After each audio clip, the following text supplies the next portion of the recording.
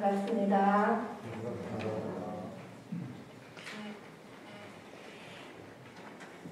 제가 어느 때야 깨어날 것인가 이 제목을 찾았는데 오늘 아침 저를 보신 분들이 왜 이렇게 잠에서 안 깬 것 같은 얼굴을 하고 있냐고. 이제 제가 중국에 있을 때는 한국에서 오신 분들을 맞이하느라고 좀 바빴는데 청부 가까이 있으니까 또 중국에서 오신 분들 성지순례 이렇게 안내하는 일이 또 많아지는 것 같아요. 어제도 상위 교도님들이 오셔가지고 성지순례에 함께 하고 이제 이야기 나누고 그런 시간들을 가졌습니다. 저는 그 잠에 대해서 중간에 누가 잠을 깨는 걸 되게 싫어하거든요. 새벽에 거의 잠을 안 깨요. 한번 자면 아침에 새벽에 일어날 때까지 안 깨는데 어쩌다가 이렇게 깨게 되면 너무 억울하고 빨리 자야 되는데 그런 생각을 많이 이제 갖고 있는데요. 대종사님께서 잠에 대한 말씀을 몇 군데 이렇게 말씀하셨는데 저는 항상 이 본문을 보면 날이 다 밝았는데 아직도 자고 있는 사람이 있다 그런 말씀을 하면서 제가 그런 사람이 아닌가 그런 생각을 늘 갖고 있으면서 이 본문으로 한번 말씀을 나눠봐야겠다 그런 생각을 전에부터 이제 가지고 있었는데요. 제가 아는 교도님께서 정규직을 그만두고 서울에서 연봉 1억이 넘는데 정규직을 그만두고 청도로 오셔가지고 자영업을 이제 하시는 분이 계셨어요. 그래서 하시다가 저희 청도 교당에서 한 2년 정도 사시다가 작년에 출가를 하셨어요. 늦가기 출가를 덕무로 하셨는데 이분이 밤에 잠을 안 주무시고 한 2시나 3시에 자고 한 10시에서 11시 아침 이렇게 일어나시더라고요. 그러니까 저하고 완전히 시간이 틀린데 출가하신다고 해서 저는 놀랐어요.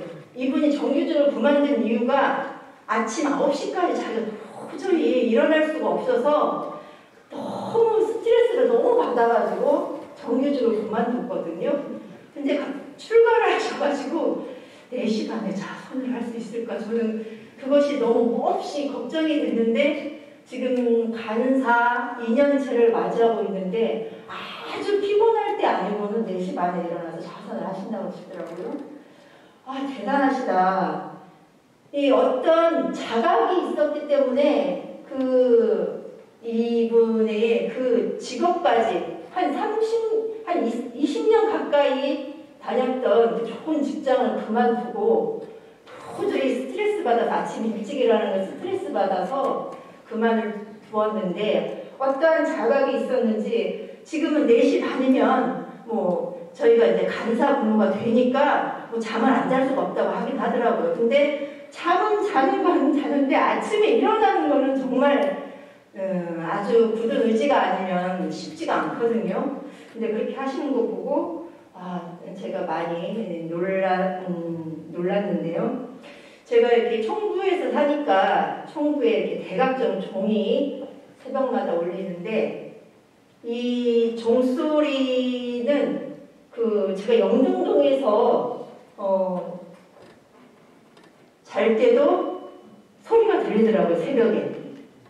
근데 제가 영등동에서도 소리가 들린다고 하니까 황동에도 들린다고 하시더라고요. 혹시 모현동에도 들리시나요? 정말 제가 쉴 때는 4시 반에 이렇게 일어나지 않고 조금 늦게 일어나서 이렇게 하는데 어느 날 5시에 이렇게 보니까 정말 그 종소리가 그렇게 뚜렷하게 영등동에서 들리는 소리를 들었습니다. 이렇게 많은 중생이 깨어나기를 바라는 그런 마음에서 청부에서는 범종을 울리고요. 이제 그러는데 우리는 어느 때에 깨어날 것인가? 대종사님께서 지금 마무리 다 기동하고 있는데 아직 깨어나지 않는 사람이 있고 또 언 땅에 씨를 뿌리는 사람이 있고 겨울에 여름 옷을 입은 사람들이 아직도 있다. 그런 말씀을 하셨습니다. 잠에서 깨어나지 못하는 이유가 뭘까? 날이 밝은 줄을 아직 모른다. 우리가 변희편 32장 말씀에 수은 선생은 첫 새벽의 소식을 알린 분이고 강증산 선생은 그 다음 소식을 알린 분이시고 대종사님은 이미 날이 밝았으니 이제 활동을 하시는 활불로 오신 분이라는 이제 김기천 선생님 표현이 계시는데 우리가 날이 밝은 줄 아직 모르지 않나 그런 생각이 들었어요. 대종사님께서 3.1운동을 개벽의 상두소리라고 그 일제 암흑시대에 그렇게 말씀하셨는데 대종사님은 날이 밝은 줄 알고 이제 활동을 막 하시려고 하는데 아직도 우리 동포들은 날이 밝은 줄을 모르고 어두운 세상을 살고 있는 그 모습을 말씀해 주신 것이 아닌가. 제가요 이렇게 잠이 깊이 들어서 부경일 때 부모님이 어디 가신다고 하셨는데 내가 자고 올 테니까 그냥 문 잘 잠그고 자. 그래서 문 잘 잠그고 잤는데 아침에 보니까 부모님이 와 계시더라고요. 저희 생활관 2층이거든요. 손님 부모님하고 제가 아무리 문을 두드려도 안 일어나고 전화를 해도 안 들어오고 한 분은 밖에 나와서 전화를 하시고 한 분은 막 문을 두드렸는데 제가 안 일어나니까 2층을 다 넘어서 오셔가지고 그러니까 옆에 손님 교무님께서 나 같으면 저 부경으로 당장 혼쭐했는데 교무님께서 내가 안 온다고 했는데 갑자기 오게 돼서 그렇다고 하는데 아침에 마당 쓸러 골목에 나가니까 그 구멍가게 아저씨가 어제 어디 갔어요? 그러시는 거예요. 왜요? 그 구멍가게에서 계속 전화를 하신 거예요. 그 집에서 전화를 하셨는데 아무도 안 받으니까 사람이 없는 줄 알았다고. 그런 정도로 이게 잠이 깊이 들면 이렇게 깨어나지 못하는 그런 상태가 있다. 또 하나는 자는 척 하는 사람은 깨울 수 없는 것 같아요. 자는 척 해보신 적 있으신가요? 자는 척 하는 사람은 본인이 스스로 깨어나지 않는 이상 아무리 깨워도 깨울 수가 없다. 저 어렸을 때 동생을 업고 가다가 넘어졌는데 저희 할머니께서 저를 혼내고 동생 다쳤다고 저는 무릎이 깨졌는데 그래서 제가 너무 서러워서 이불을 뒤집어 쓰고 자는 척을 했어요. 자는 척을 했는데 할머니께서 이제 과일을 막 맛있는 걸 꺼내놓으시면서 현지는 자는갑다고 깨워야 될지 어째야 될지 모르겠다고 옆에서 이제 깨우러 오는데 그냥 화가 나니까 자는 척 했어요. 근데 자는 척을 하니까 이게 맛있게 먹는 소리가 들리는데도 제가 일어날 수가 없는 거예요. 지금 일어나면 때가 아닌 것 같아가지고 그래가지고 이 먹고 싶은 것을 가만히 참고 계속 자는 연기를 그 연기했던 것이 제가 너무 각인이 됐는지 앞으로는 절대 자는 척은 하지 말아야겠다. 근데 그런 다짐까지 한 적이 있는데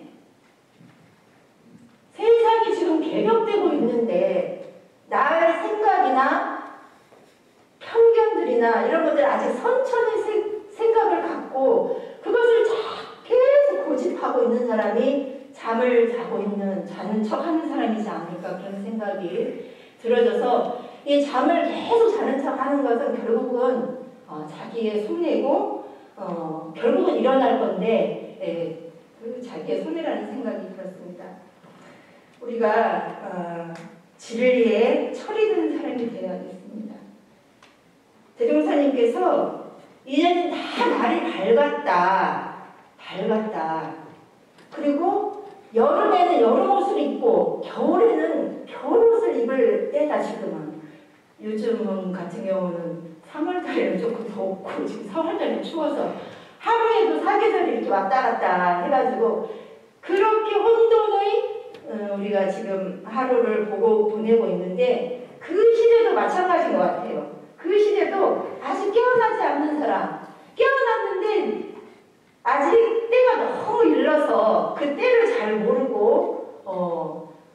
땅에 씨를 뿌리거나 또 겨울에 여름 옷을 입거나 제가 영등동에서 보니까 1년 내내 겨울을 입고 1년 내내 돌아다니시는 분 계시는데 이제는 그럴 때에 맞게 옷을 입을 그때가 왔다는 것을 대종사님께서 확실히 말씀해 주시고 계신 것 같습니다. 우리가 진리의 철이 든다는 것은 은혜를 알아가는 차차 철이 들어서 은혜의 소중례를 알고 은혜를 확대해가는 것이 아닌가 그런 생각이 들었습니다. 어렸을 때는 누군가 나에게 과자를 주면 그 사람이 제일 나한테 좋은 사람이잖아요.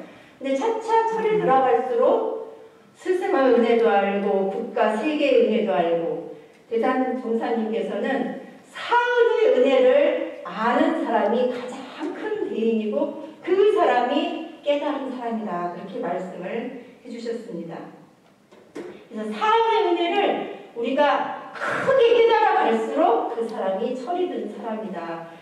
저도 철이 아직도 들들어서 원망, 불평 이런 생활을 이렇게 하고 있는데 철이 들어야겠다. 철든 사람은 음양상승의 도를 보아 기둥에 끌리지 않는다고 하셨습니다. 때를 모르고 여름에 겨울옷을 입고 언 땅에 씨를 뿌렸기 때문에 반드시 실패할 것이다. 반드시 실패하지만 몇 번 실패하다 보면 그 원리를 알아서 여름에 여름옷을 입고 겨울에 겨울옷을 입고 제때에 씨를 뿌려서 거두게 되면 반드시 그 사업은 성공할 것이다. 그렇게 말씀하셨습니다. 네, 제가 이렇게 보면 사업하시는 분들이 이제 큰 사업하는 대기업은 잘 모르겠지만 소상공인, 자영업 이렇게 하시는 분들 보면 사업이 정말 아슬아슬하게 이렇게 이어가시는 것 같아요. 아슬아슬하게 이어갔다가 완전히 바닥을 치고 이렇게 올라오시는 분이 있는데 그 바닥을 칠 때 우리 교법으로 정말 공부할 수 있는 기회를 잘 잡아서 공부하시는 분은 다시 성공을 하시더라고요. 제가 이렇게 그분들을 보면 저분들은 그 부분에 있어서는 진리의 어떤 한 진리를 깨달으셨구나. 다시는 그렇게 하지 않고 진리대로 인과대로 이렇게 하기 때문에 나중에 처음에 이렇게 잘 되다가도 또 안 되는 그 이치를 반복되는 이치를 깨달으셔서 나중에는 잘 되고 안 되고 하는 거기에 너무 구애받지 않고 그 흐름을 잘 타고 오직 신앙으로 수행으로 그 삶을 살아가시는 것을 이렇게 보게 돼서 이 철든 사람은 그 길흉에 좌우되지 않고 끌려다니지 않는다. 그런 교훈이 있는 것 같습니다. 대종사님께서 그 전망품에 저는 전망품을 이렇게 한 번씩 잘 읽어요. 지금 사는 것이 너무 힘들 때는 더 많이 읽는데 대종사님께서 돌아오는 세상에 부정적으로 말씀하신 것이 하나도 없어요. 돌아오는 세상은 참 문명세계가 될 것이고 참 문명세계를 알고 그대로 공부하는 사람이 성공할 것이고 첩첩을상 사사불공 모두가 부처되고 사사불공하는 그 이치를 아는 사람이 그래서 미륵불회상 모두가 부처가 드러나는 세상이 될 것이다. 그렇게 말씀하셨는데 그 말씀을 미리 전망하신 그 말씀을 제가 간절히 믿었을 때 내가 참 문명, 참 도덕 생활을 하지 않을 수가 없고 내가 첩첩을상 사사불공의 그 신앙생활을 하지 않을 수가 없겠다. 그런 생각이 들어서 제가 깔아앉고 지금 현실이 막 괴롭고 원망스러울 때는 전망품을 많이 보게 되는데 대종사님께서 이미 다 지금 깨쳐주시려고 대종사님께서 이 땅에 오셨잖아요. 저희를 깨쳐주기 위해서 대종사님께서 오셨고 원불교가 개교를 하게 됐는데 아직도 노동사님 보기에 아직 잠에 들 깬 중생들이 많이 있는 것 같습니다. 저는 우리 원불교 교도가 먼저 깨어나 깨어나서 깨워주는 인연이 되어주자 그런 생각이 들어졌어요. 우리가 먼저 깨어나서 대종사님 교법으로 하나하나 실천해서 아직 깨어나지 못한 동포들을 깨워주는 인연이 되자. 뭐 종교에 상관없이 그리고 같은 원불교인이라도 아직 그 부분에 깨어있지 못하면 깨워주는 인연이 되자. 깬 자만 깨워줄 수 있거든요. 같이 자고 있으면 절대로 깨워줄 수가 없잖아요. 깨어난 사람만이 깨워줄 수가 있습니다. 그래서 저희 교도님들이 먼저, 우리가 먼저, 나 먼저 깨어나야겠다 그런 생각이 들어졌습니다. 참 좋은 세상, 좋은 때가 온다고 하셨는데 그 때를 앞당기기 위해서는 우리가 감사하고 보온하는 우리들이 되어야겠다. 감사하고 보온, 사연의 은혜를 많이 확대해서 알아가서 감사하고 보온하는 사람이 많을수록 참 문명세계가 되고 이 세상은 더 좋은 세상이 될 것이다. 그런 생각이 듭니다. 우리가 일상생활에서 하나하나 감사와 보온의 생활에 힘쓰다 보면 대종사님께서 말씀하신 낙원 세상이 되지 않을까 그런 생각이 들고 매 4월달에 우리가 아하데이라고 하거든요. 저 이 표현이 너무 좋은 것 같아요.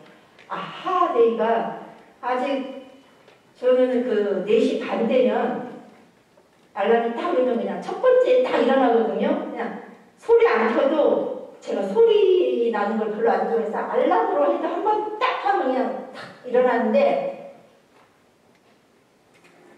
이 처음에 딱 일어나는 것이 중요한 것 같아요. 근데 저희들도 이제 교무님들이 자선하러 나갈 때 일어나는 패턴이 다 틀리더라고요. 저는 딱 일어나는데 어떤 분은 대각전 종소리가 너무 좋아서 그 종소리 듣고 이렇게 대각전으로 오는 그것이 너무 좋아서 자기는 대각전 종소리 듣고 이렇게 일어난다 그런 생각이 그런 말씀을 하셨는데 이 대각의 종소리가 매일매일 울리고 저는 이 수요법회가 대각의 종소리라는 생각이 들어요. 개벽의 종소리라는 생각이 들어요. 이 수요법회를 통해서 우리가 깨어나는 시간이다. 이 시간이 지금 알람 시간이다. 그런 생각이 들면서 이 4월 한 달에 우리 모든 교도님들이 아하데이, 매일매일 아하데이를 맞이하셨으면 좋겠고 우리가 먼저 깨어나서 특히 이 4월 달에 다른 사람들에게 많은 인연을 맺어주는 그러한 한 달이 될 수 있기를 간절히 염원드립니다.